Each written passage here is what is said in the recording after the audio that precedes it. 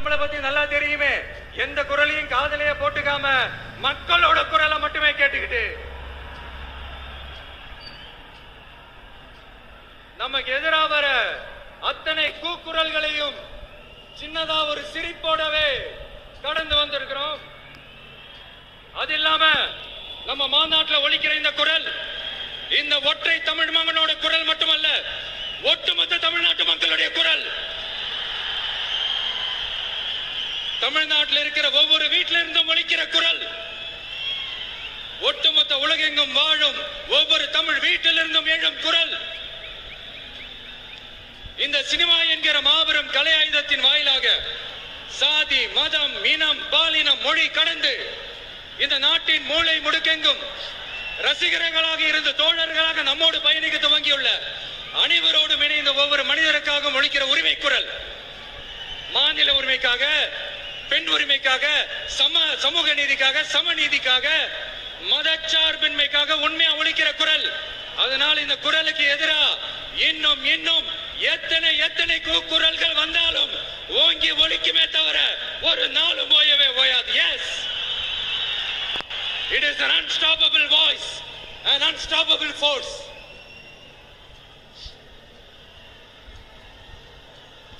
நம்ம அரசியலுக்கு வர்றதுக்கு முன்னாடி அட இவரெல்லாம் வர மாட்டாரியா, அவரே வரல, இவரே வரல, இவருங்க வர போறாரு அப்படின்ட்டு நிறைய பேர் ஜோசியம் சொன்னாங்க. அப்புறம் நம்ம கட்சியினுடைய பேர் அறிவிச்சதுக்கு அப்புறம் பேரு தானே அறிவிச்சிருக்கிறாரு, மக்கள் கிட்ட பேர் வாங்கணும்ல, அதெல்லாம் முடியாதுன்னாங்க. அப்புறம் ரொம்ப முக்கியமா மாநாடுல எவ்வளவு பெரிய விஷயம், அதெல்லாம் இவர் ஒத்தால எப்படி பண்ண முடியும், சும்மா பக்கத்துல புசியானதை வச்சுக்கிட்டு மாநாடுல எப்படி நடத்தி காட்ட முடியும், அதெல்லாம் அவங்களால முடியாது. அப்புறம் மழை பெஞ்சு எல்லாத்தையும் கெடுத்துரும், ஏன் என் கூட இருக்கிறவங்களே கூட தான் சொன்னாங்க. அதுக்கப்புறம் என்ன நடந்துச்சுன்னு உங்க எல்லாருக்குமே தெரியும். இப்ப புதுசா ஒண்ணு சொல்ல ஆரம்பிச்சிருக்கிறாங்க. அது என்னடானா, ஆட்சியை பிடிக்கிறதெல்லாம் அவ்வளவு ஈஸி இல்லை இல்லையா. இப்ப அதெல்லாம் விட்டாங்க, இப்ப இங்க வந்துட்டாங்க. இவர் நேரா ஷூட்டிங்ல இருந்து வருவாராம், வந்து ஆட்சியை பிடிப்பாராம். அது எப்படி இவராலே முடியும், அவராலேயே முடியல, இவராலேயே முடியல, அவருக்கு அத்தனை வருஷம் ஆச்சு, இவராலே எப்படி முடியும் ஒரு பக்கம். இன்னொரு பக்கம் கூட்டம்லாம் ஓகே தான், அது எப்படி ஓட்டா மாறும் அப்படின்றது இன்னொரு பக்கம். இப்படி கதை, திரைக்கதை, வசனம், இயக்கம், பாடல்கள்,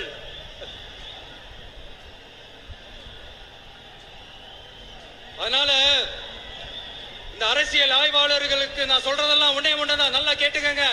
இந்த விஜய் ஏதோ இந்த பல லட்சம் பேர் கூடுற கூட்டத்துல மட்டுமே இருக்கிறாரு அப்படின்னு மட்டும் தப்பு கணக்கு போட்டாதீங்க. ஏன்னா நம்மளுடைய இந்த கூட்டம் வெறும் ஓட்டா மட்டும் இல்லைங்க, வரப்போற தேர்தலில் மக்கள் விரோத ஆட்சியாளர்களுக்கு நாம வைக்க போற வேட்டா, நம்மளை கோட்டைக்கு அனுப்ப போற ரூட்டா இருக்க போது சீக்கிரமாவே தெரிஞ்சுப்பீங்க. ஏன்னா கோடிக்கணக்கானவங்களோட ஹார்ட்லயும் வீட்லயும் ஏற்கனவே ஆல்ரெடி உயிரா, உணர்வா, உறவா இருக்கிறோம். நம்மளுடைய கனெக்ட் எல்லாம் வெறும் மக்களோட மட்டும்தான். நாம யாருன்னு அவங்களுக்கு தெரியும், அவங்க யாருன்னு நமக்கு தெரியும். நாமளும் நம்ம மக்களும் எப்படி இருக்கிறோம்னு எதிரிகளுக்கு நல்லாவே தெரியும். இருந்தாலும் இந்த விஜய் எதுக்குப்பா வந்திருக்கிறாரு, இவர் என்ன புதுசா என்ன திட்டலாம் சொல்றாரு அப்படின்னு வேற நிறைய கேள்விகள். இந்த சொல்றேன் தெரிஞ்சுக்கங்க. பெண் குழந்தைகள், பெண்கள் மற்றும் வயசானவங்களோட பாதுகாப்புல தான் நம்ம பிரையாரிட்டியே. அடுத்து இளைஞர்கள், உழவர்கள், உழைப்பாளர்கள், நெசவாளர்கள், மீனவர்கள், ஆதரவற்ற முதியோர்கள், மாற்றுத்திறனாளிகள், மூன்றாம் பால் இனத்தவர்கள்னு இன்னும் யாருக்கெல்லாம் கவர்மெண்டோட ஒரு ஸ்பெஷல் அட்டென்ஷன் தேவையோ அவங்க எல்லாருக்குமான ஒரு கவர்மெண்ட் அமைக்கிறது தான் நம்ம இலக்கு. நான் ஏற்கனவே சொன்னதை தான் நான் திரும்பவும் சொல்றேன். நம்மளுடைய இந்த தமிழக வெற்றி கழகம் ஏதோ அரசியல் ஆதாயத்துக்காக தொடங்கப்பட்ட கட்சியெல்லாம் கிடையாதுங்க. கொள்கை கோட்பாடுகளோடு தந்தை பெரியார், பெருந்தலைவர் காமராஜர், அண்ணல் அம்பேத்கர், வீரமங்க வேலு நாச்சியார், மக்கள் சேவகர் அஞ்சலை அம்மாள், நம்மளுடைய 5 கொள்கை தலைவர்களோட வழிகாட்டுதல்களோடு தொடங்கப்பட்ட கட்சி.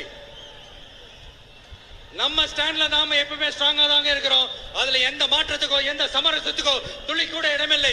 நம்மளுடைய ஒரே கொள்கை எதிரி பாஜக தான். நம்மளுடைய ஒரே அரசியல் எதிரி திமுக தான். எப்படி நம்மளுடைய ஒரே கொள்கை எதிரி, நம்மளுடைய ஒரே அரசியல் எதிரி. ஏதோ அண்டர் கிரவுண்ட் ஆதாயத்துக்காக டீல் போட்டுக்கிட்டு டீல் பேசிக்கிட்டு இந்த அலையன்ஸ் வச்சுக்கிட்டு இந்த ஊரை ஏமாத்துற கட்சி எல்லாம் நம்ம டிவிக்கே கிடையாதுங்க. யாருக்காகவும் எதுக்காகவும் எந்த பயமும் கிடையாது. மாபெரும் பெண்கள் சக்தி நம்மளோட இருக்கிறாங்க, மாபெரும் இளைஞர்கள் சக்தி நம்மளோட இருக்கிறாங்க, ஒட்டுமொத்த தமிழ்நாட்டு மக்களுடைய சக்தி நம்மளோட நிக்கிறாங்க. அப்படி இருக்கும்போது இந்தியாவில் இருக்கிற எல்லா ஸ்டேட்லயும் வாழ்ற நம்ம தமிழ் நெஞ்சங்கள் மட்டும் இல்ல, உலகம் பூரா 100க்கும் மேலான நாடுகள்ல வாழ்ற நம்ம தாய் தமிழ் உறவுகள் எல்லாருமே என்ன விஜய் தளபதி விஜய் இல்லனா விஜய் தளபதி இப்படி சொந்தம் கொண்டாடுற கோடிக்கணக்கானவங்களோட அன்பு மாசியும் நம்மளோட இருக்கும் போது, இவங்க எல்லாருமே நம்மளோட நிக்கும் போது எதுக்குங்க இந்த பாசிச பாஜகவோட நேரடி கூட்டணியோ இல்ல மறைமுக கூட்டணியோ உறவு வச்சுக்க? நாம என்ன உலகமாக ஊழல் கட்சி என்ன?